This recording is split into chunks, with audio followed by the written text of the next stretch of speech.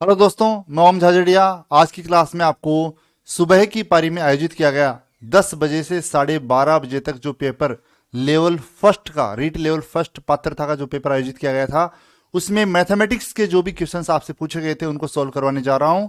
आज 27 फरवरी को शाम को लेवल शिफ्ट फर्स्ट में लेवल फर्स्ट का जो पेपर था उस पेपर को सॉल्व करने अपन जा रहे हैं। पेपर में आपसे मैथमेटिक्स के बहुत ही आसान क्वेश्चंस पूछे गए थे। उन सभी प्रश्नों को अपन वन बाय वन करके सरल करेंगे। वीडियो पसंद आए तो लाइक और शेयर करना नहीं भूलें। साथ ही मैं आपको बताना चाहूंगा कि अपना जो ऐप है वो ऐप आप गूगल प्ले स्टोर से maths with Om Jhajharia maths with Om Jhajharia type करके सर्च कर सकते हैं, सब्सक्राइब कर सकते हैं, इंस्टॉल कर सकते हैं।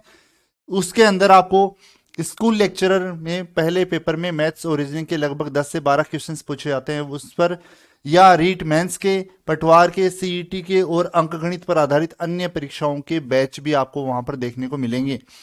इसी प्रकार मैथ विथ ओम झाझड़िया के नाम से ही अपना एक टेलीग्राम चैनल है, उस टेलीग्राम चैनल को आप सब्सक्राइब कर लें।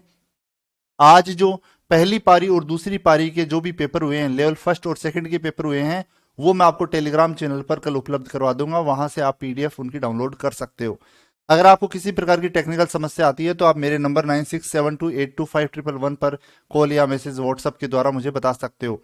वीडियो पसंद आए तो लाइक शेयर करना नहीं भूलें। क्वेश्चंस करते हैं अपन वन बाय वन करके। अगर आपको यहां पर क्वेश्चंस में कोई कंफ्यूजन लगे तो आप कमेंट के माध्यम से मुझे बताएं। अपना जो स्कोर है वो स्कोर भी आप कमेंट के माध्यम से अवश्य बताएं।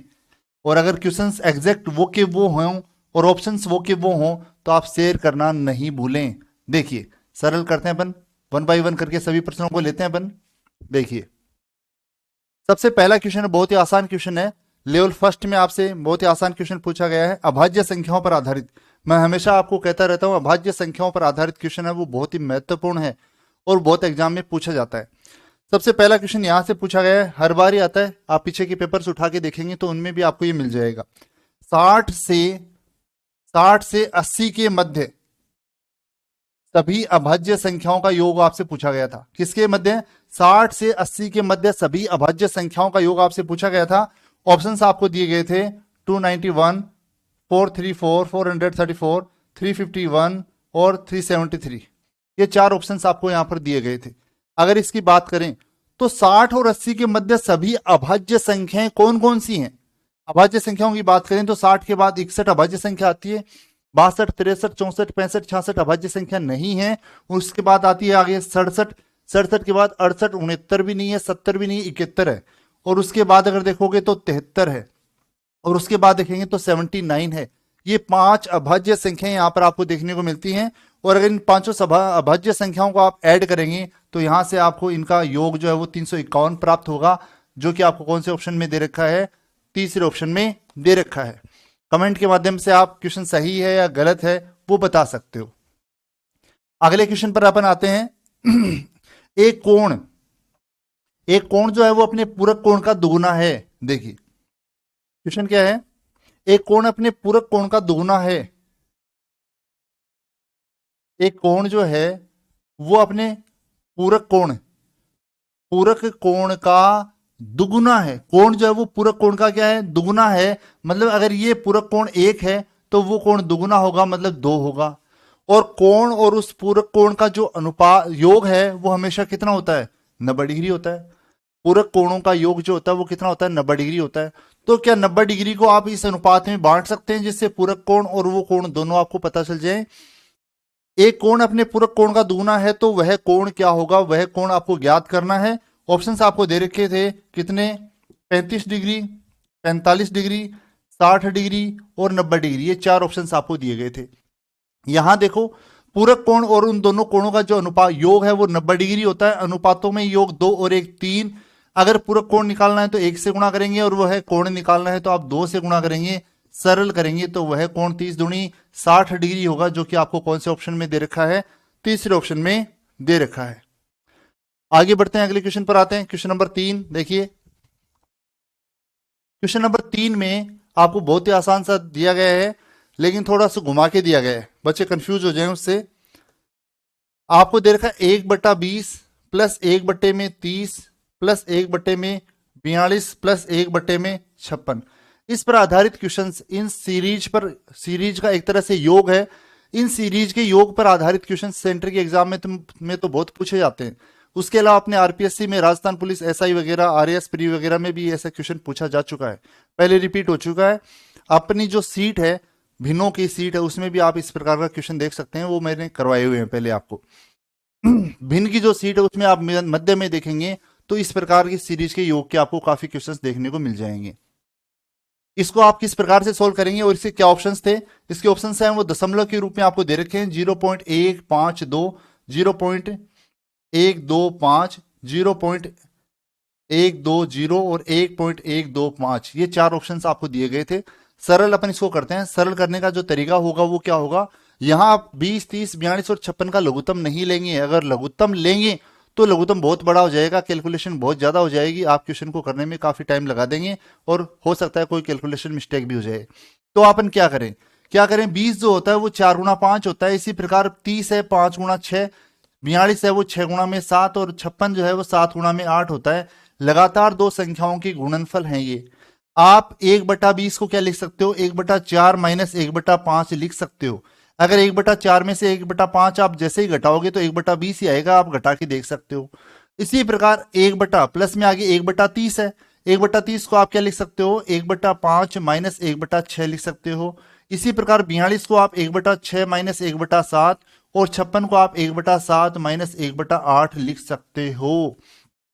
ये इसका रूप परिवर्तन कर दिया अपन ने, और जैसे ही रूप परिवर्तन करेंगे तो आप देखेंगे 1/5 माइनस का प्लस का, 1/6 minus plus 7 plus minus cancel हो जाएंगे। बाकी संख्याएं 1/4 और 1/8 ऐड कर देंगे, दोनों को ऐड करेंगे, 2 से गुणा कर देते हैं, 2/8 हो जाएगा, करेंगे तो 3/8 हो जाएगा, 3/8 हो जाएगा। ऑप्शन में आपको ऐसा कुछ भी नहीं दे रखा, तो यहां पर अपन देखें सॉरी ये माइनस की संख्या है, ये माइनस 1/8 है, घटाएंगे तो कितना बचेगा, 1/8 बचेगा। 1 में 8 का भाग देंगे तो 0.125 आएगा, जो कि आपको ऑप्शन में, कौन से ऑप्शन में दे रखा है, दूसरे ऑप्शन में दे रखा है। तो ये आपका यहां पर आंसर हो जाएगा। क्वेश्चन सही है, ऑप्शन सही है। वीडियो को लाइक शेयर करना नहीं भूलें, कमेंट के माध्यम से अपना आंसर जरूर बताएं। अगला क्वेश्चन देखिए, अगले क्वेश्चन पर आते हैं। अगला क्वेश्चन है, 4 क्रमागत सम संख्याओं का जो औसत है वो आपको दे रखा कितना है, 23 है। तो उनमें सबसे बड़ी संख्या, सम संख्या, विषम संख्या, क्रमागत संख्याओं पर आधारित काफी क्वेश्चंस मैं आपको करवा चुका हूं। औसत की सीट आप देखेंगे तो उसमें क्रमागत सम संख्याओं के भी, क्रमागत विषम संख्याओं के भी और क्रमागत प्राकृत संख्याओं के सभी के औसत पर आधारित क्वेश्चन मैंने आपको करवा रखे हैं। उन्हीं में से ये क्वेश्चन भी आपसे पूछा गया है। चार क्रमागत सम संख्याएं हैं और उनका जो औसत है वो औसत कितना है, 23 आपको बता रखा है। तो उनमें से सबसे बड़ी संख्या आपको बतानी है। ऑप्शंस आपको दे रखे हैं 18, 24, 26 और 20, ये चार ऑप्शंस दे रखे हैं। 4 क्रमागत सम संख्याएं हैं, चारों संख्याओं में से औसत जो होता है वो मध्य की संख्या होती है। औसत जो होता है वो मध्य की संख्या होती है, मतलब 2 इससे पहले सम संख्या होंगी, 2 इसके बाद में होंगी। 2 इससे पहले सम संख्याएं कौन सी होती हैं, एक तो 22 होता है और एक 20 होता है। इसी प्रकार इसके बाद 2 बाद में सम संख्याएं होंगी, वो 24 और 26 होंगी। ये 4 क्रमागत सम संख्याएं हैं, तभी इनका औसत क्या होगा, 23 होगा। यहां पर आपको कुछ भी मानने की जरूरत नहीं है, आप केवल समझ के कर सकते हो। इस प्रकार के काफी क्वेश्चंस मैं करवा चुका हूं आपको। ये 4 क्रमागत सम संख्याएं हैं, इनका औसत 23 है। सबसे छोटी पूछे तो आंसर 20 होता है, लेकिन आपसे पूछिए सबसे बड़ी, और सबसे बड़ी क्या है, 26। तो यहां पर आपका जो आंसर है वो क्या होगा, 26 हो जाएगा। अगला क्वेश्चन बहुत ही और भी आसान पूछा गया आपसे पूछा गया है, 5 का परम मित्र अंक क्या है। परम मित्र अंक कौन से होते हैं, परम मित्र अंक ऐसे अंक जिनका योग क्या हो, आपको पूछा है 5 का परम मित्र अंक। 5 का परम मित्र अंक याद करना है। ऐसे अंक जिनका योग क्या होता है, 10 होता है, वो परम मित्र अंक होते हैं। जैसे 3 का परम मित्र अंक क्या होगा, 7, क्योंकि दोनों का योग 10 है। इसी प्रकार 7 का परम मित्र अंक क्या होगा, 3 होगा। लेकिन यहां पर 5 का परम मित्र अंक क्या होगा, 5 में 5 ही ऐड करने पर 10 होता है, मतलब 5 का 5 ही परम मित्र अंक होगा, स्वयं 5 ही होगा। तो यहां पर इसका आंसर क्या होगा, 5 हो जाएगा। अगले क्वेश्चन पर आते हैं अपन। देखिए क्वेश्चन नंबर अगला जो है, साथ साथ में वीडियो को आप वीडियो में आप कमेंट के माध्यम से अपना स्कोर और अपने आंसर जरूर साझा करें। वीडियो पसंद आए तो लाइक और शेयर करना नहीं भूलें।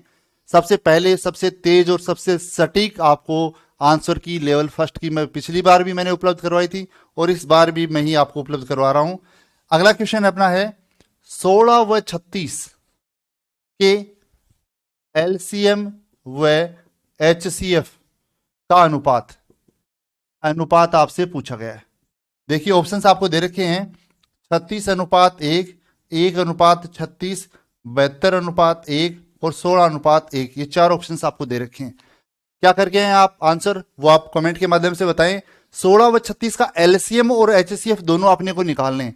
16 और 36 का एलसीएम अगर अपन निकालेंगे तो 16 का एलसीएम जो है वो 4 का जैसे भाग दें तो 4 चौक 16, 4 9 36, 4 चौक 16, 16 में 144। तो इन दोनों का जो एलसीएम होगा वो 144 होगा। एलसीएम आप ज्ञात कर सकते हैं, ज्ञात करना आता है आपको। एचसीएफ की मैं बात करूं तो दोनों का एचसीएफ भी आप ज्ञात कर सकते हो। दोनों का एचसीएफ 4 होगा, वह बड़ी से बड़ी संख्या जिसका दोनों में पूरा पूरा भाग जाता है वो भी कितनी है 4। ये एलसीएम है, ये एचसीएफ है, ये दोनों का अनुपात है। सरल करेंगे 4 से भाग देंगे एक बार और यहां कितनी बार जाएगा 36 बार। तो एलसीएम और एचसीएफ का जो अनुपात आपको यहां पर प्राप्त होगा वो कितना होगा 36:1 प्राप्त हो जाएगा। अगले क्वेश्चन पर आते हैं। देखिए अगले क्वेश्चन में आपको केवल एक संख्या के रूप में लिखवाया गया है। आपको भाषा दी गई है 52 क्या दिया गया है 5,52,21,305। 5,52,21,305 का अंकीय रूप आपको पूछा गया है। तो सीधा ही आप लिख सकते हो 5 करोड़ कितना आगे 52,21,000 और 305 ये आपको पूछा गया था। अंक के रूप में इसको लिखना था। बहुत ही सिंपल है, बहुत ही आसान क्वेश्चन था। 4 ऑप्शंस थे, चारों चारों अलग अलग थे। इनमें ये 52 यहीं आते ही देखते हैं। सभी ऑप्शंस अगर आप देखते तो उनमें यहां आते आप पकड़ जाते कि 5,52,000 नहीं है, मतलब ऑप्शन वो नहीं है। इसी में केवल 5, 52, 21, 305 दे रखा था आपको। आगे अपन बढ़ते हैं, अगले क्वेश्चन पर आते हैं। एक वस्तु को 1260 रुपए में खरीदकर आपको दे रखा है, एक वस्तु को 1260 रुपए में खरीदकर मतलब उस वस्तु का क्रय मूल्य कितना है 1260 रुपए और उसको 1197 में बेच दिया। विक्रय मूल्य कितना है 1197। 1260 रुपए में खरीदकर 1197 रुपए में बेच दिया तो हानि हुई। विक्रय मूल्य अधिक है, विक्रय मूल्य कम है तो हानि हुई। आपसे हानि का प्रतिशत पूछा गया। हानि का प्रतिशत क्या होगा? ऑप्शंस आपको दे रखे थे 4%, 5%, 7%, 10%। आप बताओ 1260 में खरीदेंगे 1197 में बेचेंगे तो हानि कितने की होगी? घटाएंगे विक्रय क्रय मूल्य में से विक्रय मूल्य घटाएंगे कितने की होगी? 60 और 3 63 की हानि होगी। हानि और लाभ हमेशा किस पर होता है? क्रय मूल्य पर। क्रय मूल्य कितना है 1260% के लिए आप 100 से गुणा करेंगे, 0 से 0, 63 से 2 बार कटेगा, 2 से काटेंगे तो हानि का जो प्रतिशत है वो कितना होगा? 5% होगा। क्या आपका सही है आंसर? सही है या गलत जो भी है आप कमेंट के माध्यम से अवश्य बताएं। क्वेश्चंस की पीडीएफ जो है वो आपको टेलीग्राम चैनल पर मिलेगी, कल उपलब्ध हो जाएगी। आज इतना टाइम नहीं है कि मैं उसकी आपको पीडीएफ उपलब्ध करवा पाऊं। कल आपको पीडीएफ मिल जाएगी और कल जो पेपर आयोजित होगा शिफ्ट 3rd में उसका सॉल्यूशन भी मैं आपको जल्दी उपलब्ध करवा दूंगा। पेपर होने के बाद आपको अगला क्वेश्चन पूछा गया है P/Q के रूप में, P/Q के रूप में 1.27 के ऊपर बार इसका मान क्या होगा वो आपको बताना है। ऑप्शंस आपको दे रखे हैं 11/14, 11/12, 17/11, 14/11। ये चार ऑप्शंस आपको यहां पर दे रखे हैं। P/Q के रूप में 1.27 के ऊपर बार का मान आपको बताना है। इस प्रकार के काफी क्वेश्चन सीट में करवाए हुए हैं आपको। पुनरावृत्ति से संबंधित क्वेश्चन है जिनका योग भी आपको बताया हुआ है, इनको सरल करना भी आपको बताया हुआ है। 1.27 के ऊपर बार है, इसको आप लिख सकते हो 1 + 0.27 के ऊपर बार, एक ही बात है। इसको आप ऐसा भी लिख सकते हो। और यहां पर देखें तो 1 पॉइंट और बार दोनों हटेंगे तो 27 के बटे में 2 अंक रिपीट होते हैं तो दोनों आएंगे। सरल करेंगे 9 से काटेंगे 3 बार, 9 से काटेंगे 11 बार। 1 + 3 बटे में 11, 11 और 3 14/11। अगर दोनों को ऐड करते हैं तो 14/11 आपको प्राप्त होते हैं, जो कि आपको कौन से ऑप्शन में दे रखे हैं? चौथे ऑप्शन में दिए गए हैं। रीट लेवल फर्स्ट का मेंस का बैच है वो स्टार्ट में कर चुका हूं ऐप के ऊपर। जिस किसी को भी मेंस का बैच लेना हो वो गूगल प्ले स्टोर से ऐप डाउनलोड कर लें और उस ऐप पर आप अपना कोर्स है वो बाई कर सकते हैं। अगला क्वेश्चन है अपना, आपको दे रखा है क्या, एक सीधी रेखा है और उस सीधी रेखा का नाम आपको दे रखा है और उस पे दो इस प्रकार से रेखाएं दे रखी हैं आपको। यहां पर ये जो कोण है ये आपको दे रखा है 5x, ये कोण आपको दे रखा है 3x माइनस 2 डिग्री का, ये आपको दे रखा है x प्लस 2 डिग्री का। यहां पर ये ए रे बी है, ये पॉइंट सी है और ये पॉइंट क्या है डी और ये पॉइंट है ओ। आपको पूछा गया है कोण ए और डी का मान क्या होगा, वो मान आपको बताना है। चार ऑप्शंस आपके पास हैं, 60 डिग्री, 90 डिग्री, 100 डिग्री और 20 डिग्री। ये चार ऑप्शंस आपको यहां पर दे रखे हैं। अब यहां पर ये डीसी एक सरल रेखा है, सीधी रेखा है, यहां पर ए बी दो किरणें और हैं, तीनों कोण, ये कोण और ये इधर वाला कोण, तीनों कोण आपको बता रखे हैं। आपको पता है सरल रेखा पर इन तीनों कोणों का जो योग है वो योग 180 होगा। सरल रेखा पर बने हुए सभी कोणों का योग 180 होगा। तो इन सबको अगर आप ऐड करोगे तो 5 और 3 8, 8 और 1 9x हो जाएंगे और प्लस 2 माइनस 2 0 हो जाएंगे। इन सभी कोणों का, इन तीनों कोणों का योग होगा 9x, तीनों कोणों का योग होगा 180। x की वैल्यू यहां से कितनी आएगी 20, ये 20 यहां रखेंगे तो 20 पंजो 100, ये कोण कितना डिग्री हो जाएगा 100 डिग्री, जो कि क्या है ए ओ डी है। और यही कोण आपसे पूछा गया था ए ओ डी, ए ओ डी ये पूछा गया था और ये कितना हो जाएगा 100 डिग्री हो जाएगा, आपका आंसर हो जाएगा। अगला क्वेश्चन बहुत ही आसान है, बच्चों के भोजन से संबंधित पूछा गया है। जिस प्रकार मिड डे मील का खाना स्कूलों में बनता है उस पर आधारित कैलकुलेशन आपसे करवाई गई है। पहले ही जॉब लगने से पहले आपसे कैलकुलेशन करवा रहे हैं कि आप बाद में इसको कैलकुलेट कर पाएंगे या नहीं कर पाएंगे। एक विद्यालय में मध्याह्न भोजन में प्रतिदिन प्रति बालक एक बालक को क्या होता है, प्रतिदिन प्रति बालक 150 ग्राम गेहूं तो उसको दिया जाता है कितना 150 ग्राम, और चावल उसको दिया जाता है कितना 100 ग्राम, चावल उसको दिया जाता है 100 ग्राम। और 60 बच्चे हैं, टोटल बालक कितने हैं 60 हैं, और उनको 30 दिन तक भोजन देना है और 30 दिन के अंदर कुल कितनी चावल और गेहूं की कुल मात्रा की खपत आपसे पूछी गई है। एक विद्यालय में मध्याह्न भोजन में प्रतिदिन प्रति बालक को 150 ग्राम गेहूं और 100 ग्राम चावल दिया जाता है, तो 30 दिन के लिए 60 बालकों के लिए कुल कितनी गेहूं और चावल की मात्रा चाहिए अपने को, कुल कितनी खपत होगी वो आपको ज्ञात करनी है। ऑप्शंस आपको दे रखे हैं 270 किलोग्राम, किलोग्राम में दे रखे हैं 400 किलोग्राम, 450 किलोग्राम और 180 किलोग्राम, ये चार ऑप्शंस आपको दे रखे हैं। बहुत ही आसान है कैलकुलेट करना। एक बच्चे को एक दिन में कुल कितना 150 ग्राम गेहूं चावल 100 ग्राम मतलब कुल 250 ग्राम दिया जाता है। एक बच्चे को एक दिन में 250 ग्राम दिया जाता है, तो 60 बच्चों को कितना दिया जाएगा एक दिन में, 60 से आप मल्टीप्लाई कर दो, 60 से मल्टीप्लाई कर देंगे, 60 से मल्टीप्लाई करेंगे 0 0 2 0 गए और 25 का 150 ये और हो गया। इतना ग्राम दिया जाएगा एक दिन में, सभी बच्चों को एक दिन में इतने ग्राम दिया जाएगा, तो 30 दिन में कितना दिया जाएगा 30 से और मल्टीप्लाई कर देंगे। ये किस में है ग्राम में, अपने को किलोग्राम में बताना है तो किलोग्राम में बदलने के लिए 1000 से भाग देंगे, सरल करेंगे 3 0 से 3 0 15 3 45 और 1 0 और है, मतलब कुल कितने राशन की, कुल कितने गेहूं और चावल की आवश्यकता होगी, 450 किलोग्राम गेहूं और चावल की आवश्यकता होगी, जो कि आपको तीसरे ऑप्शन में दिया गया है। कमेंट के माध्यम से अपना स्कोर जरूर शेयर करें और अपने आंसर्स हैं वो भी जरूर शेयर करें आप। और अगर वीडियो पसंद आए तो लाइक शेयर करना नहीं भूलें। अगले क्वेश्चन पर आते हैं अपन। अगला क्वेश्चन देखिए किस प्रकार से है। अगला क्वेश्चन आपसे दिया गया है 4 दर्जन पेन का मूल्य, आपको दिया गया है 4 दर्जन पेन का मूल्य है वो 120 रुपए है। कितने दर्जन का 4 दर्जन, 4 दर्जन पेन का मूल्य जो है वो 120 रुपए हो, तो 35 रुपए में कितने पेन आएंगे वो आपसे पूछा गया है। ऑप्शंस आपको दे रखे हैं 10 12 14 और 24, ये चार ऑप्शंस आपको दे रखे हैं। आपको बताना 35 रुपए में कितने पेन आएंगे। आपको ये पता है 120 रुपए में पेन कितने आते हैं 4 दर्जन, 4 दर्जन का मतलब 48 पेन आते हैं।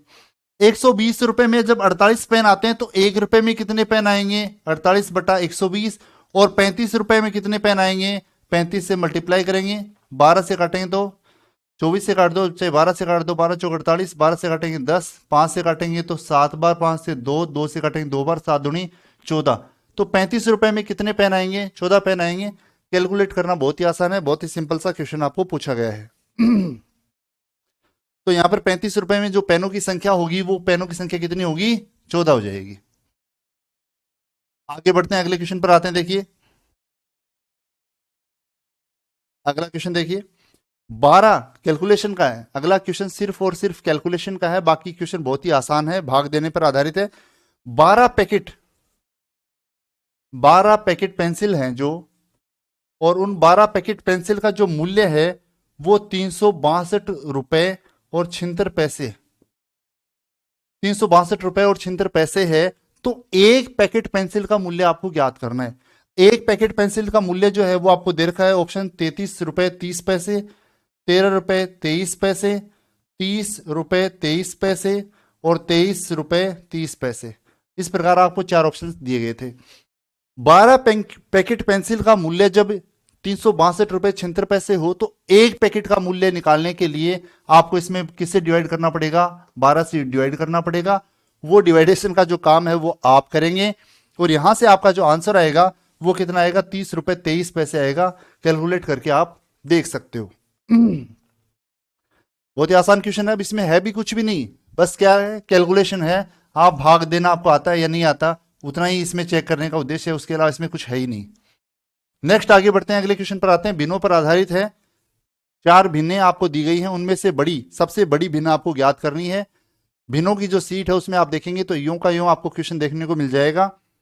आपको दिया गया है 13 बटे में 15, 15 बटे में 17, 17 बटे में 19 और 19 बटे में 21। इनमें से सबसे बड़ी भिन्न आपको ज्ञात करनी है। तो ऑप्शंस में भी आपको 4 भिन्न दे रखे हैं, तो ऑप्शंस में भी ये चारों भिन्न मिलेंगे आपको। अब इन चारों में से सबसे बड़ी भिन्न आपको ज्ञात करनी है। वैसे तो वज्रुणा करके अपन बड़ी और छोटी भिन्न ज्ञात करते हैं, लेकिन एक तरीका और भी है। जब सब भिन्नों का अंतर समान होता है, बताया था मैंने आपको, जब सब भिन्नों का अंतर समान होता है तो उस स्थिति में बड़ी और छोटी भिन्न भी आप बहुत आसानी से बता सकते हो। यहां पर क्या सभी भिन्नों का अंतर समान है? 13 और 2 15, 15 और 2 17, 17 और 2 19, 19 और 2 21, सबका अंतर 2-2 है। सभी भिन्नों का अंतर समान है, तो जो भिन्न सबसे बड़ी है, जिसमें सबसे बड़े अंक हैं वो सबसे बड़ी होगी, जिसमें सबसे छोटे अंक होंगे वो सबसे छोटी भिन्न होगी। तो यहां पर इसमें सबसे बड़े अंक हैं तो ये भिन्न सबसे बड़ी होगी, और आपका आंसर भी यही होगी, 19/21। अगला क्वेश्चन देखिए, एक दुकानदार जो है वो एक कुर्सी को 1080 रुपए में बेचता है, जिससे उसको 10% की हानि होती है। एक दुकानदार को एक कुर्सी को 1080 रुपए में बेचने पर 10% की हानि होती है।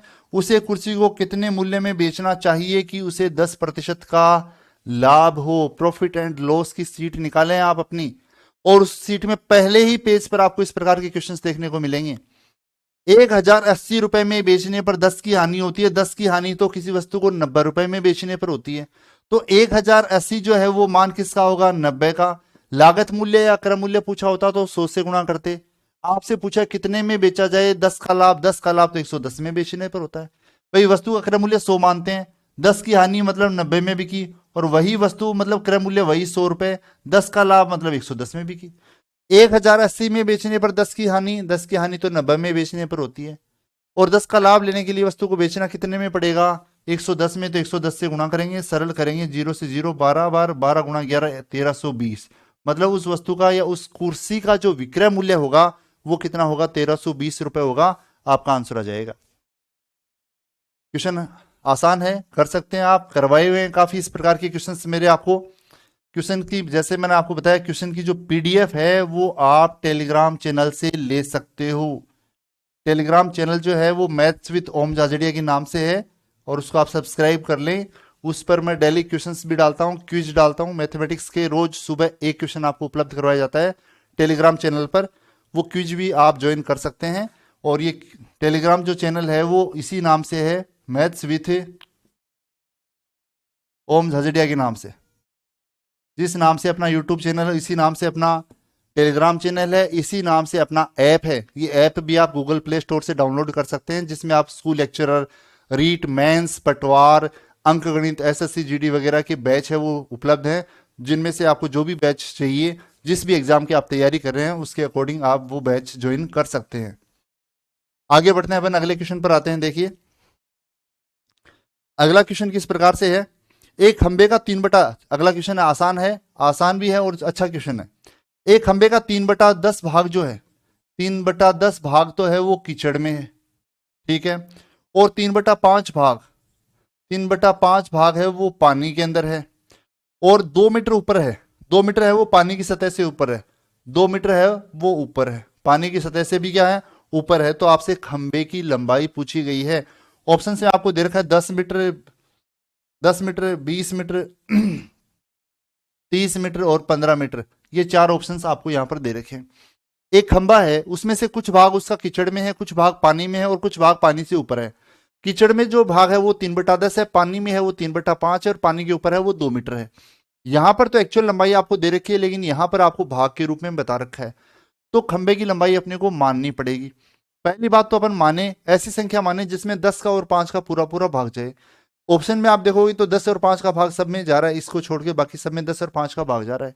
ऑप्शन से आप करना चाहो तो ऑप्शन से भी उठा के कोई भी संख्या कर सकते हो, और मान के करना चाहो तो मान के भी कर सकते हो।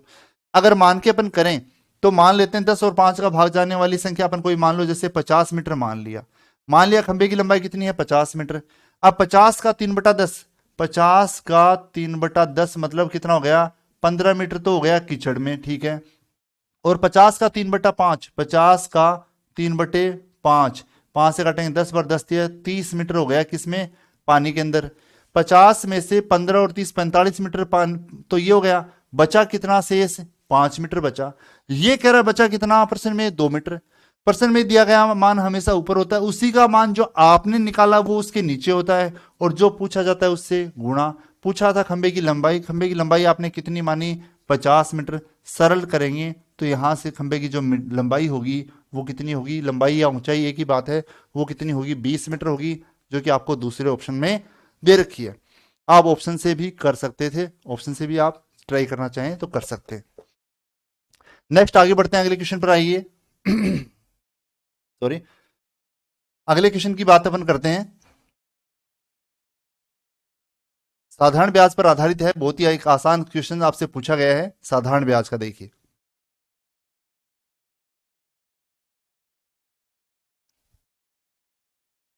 10% वार्षिक साधारण ब्याज की दर से कोई धन कितने वर्षों में 3 गुना हो जाएगा।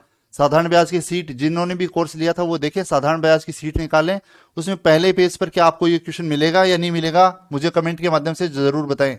मूलधन, दर, समय, साधारण ब्याज और मिश्र धन, 5 मान होते हैं साधारण ब्याज के अंदर। मूलधन अपने को नहीं पता, इसलिए मूलधन अपन कितना मानेंगे, 100 रुपए। 10% वार्षिक साधारण ब्याज की दर से, 10% वार्षिक साधारण ब्याज की दर से कोई धन कितने वर्षों में, कितने वर्षों में, वो समय आपको निकालना है, कितने वर्षों में 3 गुना हो जाएगा। कोई धन, धन कितना माना आपने, 100 रुपए, कितना होगा, 3 गुना, 3 गुना होगा तो 300 होगा, 300 क्या होगा, मिश्र धन। मिश्र धन में से मूलधन 100 रुपए जाएंगे तो ब्याज कितना बचेगा, 200 रुपए बचेगा। और मैं आपको बता चुका हूं जब मूलधन 100 रुपए हो तो दर गुणा समय जो होता है वो ब्याज के बराबर होता है। अगर ब्याज में समय का भाग देंगे तो दर आ जाएगी, दर का भाग देंगे तो यहां से आपको समय प्राप्त हो जाएगा, मतलब वह समय कितना होगा, 20 वर्ष होगा। ऑप्शन में आपको दे रखा था कितना, 20 वर्ष, 15 वर्ष, 10 वर्ष और 25 वर्ष, 4 ऑप्शन आपको दिए गए थे। आगे अपन बढ़ते हैं, अगले क्वेश्चन पर आते हैं। बहुत ही आसान अगला क्वेश्चन है, प्राकृत संख्याओं के घनों के औसत से संबंधित है। प्राकृत संख्याएं, उनका घन और उनका क्या, औसत, औसत से संबंधित क्वेश्चन है। आपको पूछा गया है प्रथम पांच प्राकृत संख्याओं के घनों का औसत आपको ज्ञात करना है। ऑप्शंस आपको दे रखे हैं 40, 45, 64 और 50, ये 4 ऑप्शंस आपको यहां पर दे रखे हैं। प्रथम 5 प्राकृत संख्याएं कौन कौन सी हैं, 1 2 3 4 5, और उनका घन, 1 का घन 1, 2 का घन 8, 3 का घन 27, 4 का घन 64 और 5 का घन 125 होता है। ये प्रथम 5 संख्याएं हैं, और उन ये 5 संख्याओं के घन है, और इन घनों का योग अगर आप करोगे तो कितना आएगा, 225 आएगा। आपको इनका औसत पूछा है, योग नहीं पूछा, औसत। तो 5 संख्याओं के योग में 5 का भाग देंगे तो यहां से आपको औसत जो प्राप्त होगा वो कितना प्राप्त होगा, 45 प्राप्त हो जाएगा। कौन से ऑप्शन में दे रखा आपको, दूसरे ऑप्शन में दिया गया है। वीडियो पसंद आए तो लाइक शेयर करना नहीं भूलें, कमेंट के माध्यम से अपना स्कोर और अपने जो ऑप्शंस हैं आपने क्या क्या आंसर्स किए उनके बारे में भी जरूर आप बताएं। लेवल 2 का जो अभी सेकंड शिफ्ट का जो आज पेपर हुआ था वो भी मैं सोल्व करवा चुका हूँ यूट्यूब पर। किसी भी व्यक्ति को, किसी भी स्टूडेंट को अगर उसकी जरूरत हो तो वो भी आप यूट्यूब पर देख सकते हैं। और जिन स्टूडेंट्स का कल पेपर है लेवल 2 का सुबह की पारी में, उनके लिए वो पेपर है वो बहुत ही उपयोगी साबित होगा। उसी पर आधारित उसी प्रकार के क्वेश्चंस आपसे वहां पर पूछे जाएंगे। अगला क्वेश्चन है, एक आयताकार प्लाट की लंबाई है उसकी चौड़ाई से 10 मीटर अधिक है।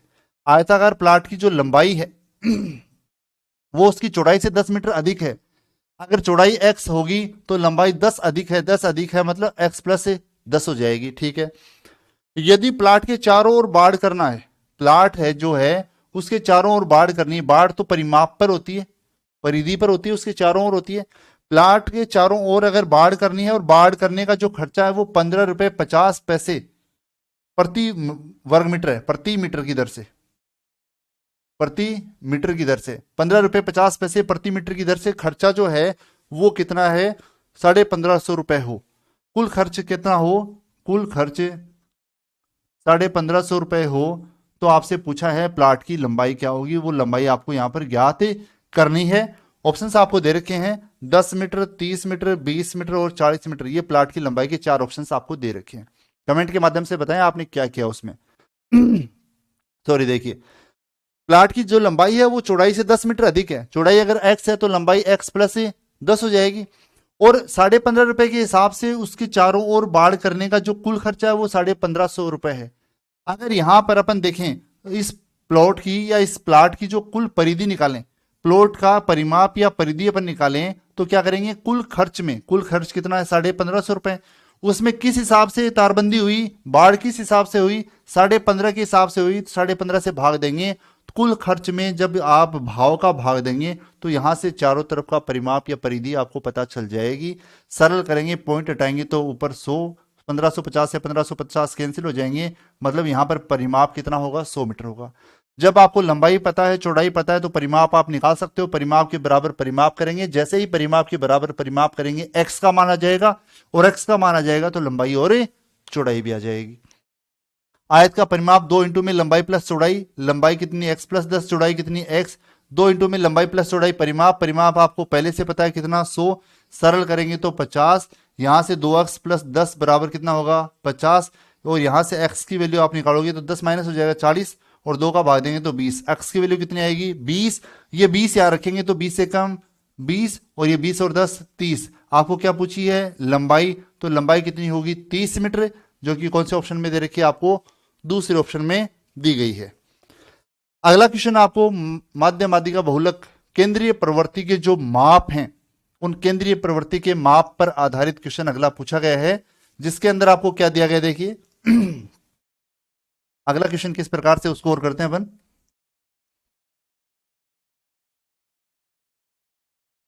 देखिए आंकड़ों के क्वेश्चन मैं पूरा बोल के बता रहा हूं आपको, बाकी आप उस पर टेलीग्राम चैनल से क्वेश्चन की पीडीएफ डाउनलोड कर लेना। आंकड़ों को स्तंभों और पंक्तियों में क्रमबद्ध रूप से प्रस्तुत करने की व्यवस्था को क्या कहा जाता है। 4 ऑप्शंस आपको दे रखे हैं यहां पर। एक तो सारणियन, एक आपको दे रखा है माध्यिका, एक आपको दे रखा है दंडारेख, और एक आपको दे रखा है मध्यमान। ये 4 ऑप्शंस आपको दे रखे हैं।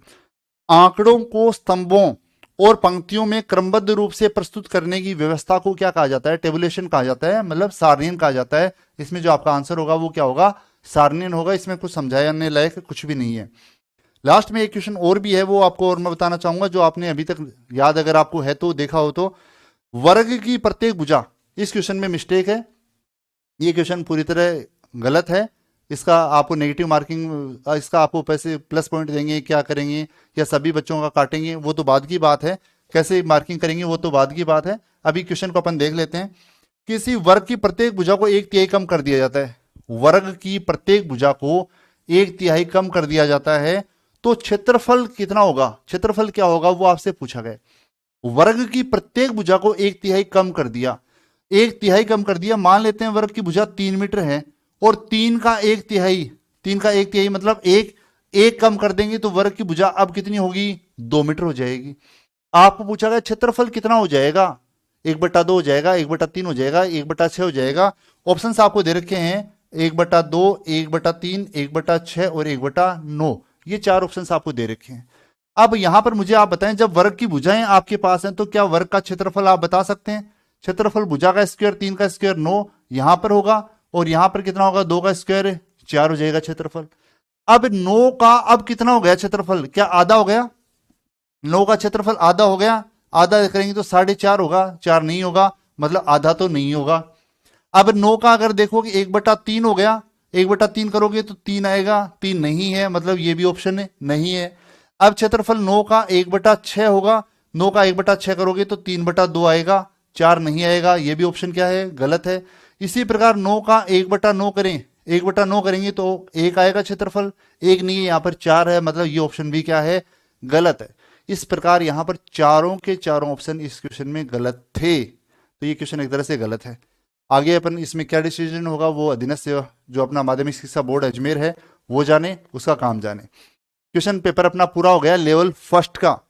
और अगर वीडियो आपको पसंद आया तो लाइक शेयर करना नहीं भूलें, अपना कमेंट के माध्यम से अपना स्कोर भी बताना जरूर बताएं और वीडियो को ज़्यादा से ज़्यादा लेवल फर्स्ट के स्टूडेंट्स में शेयर करना नहीं भूलें। Okay, thank you.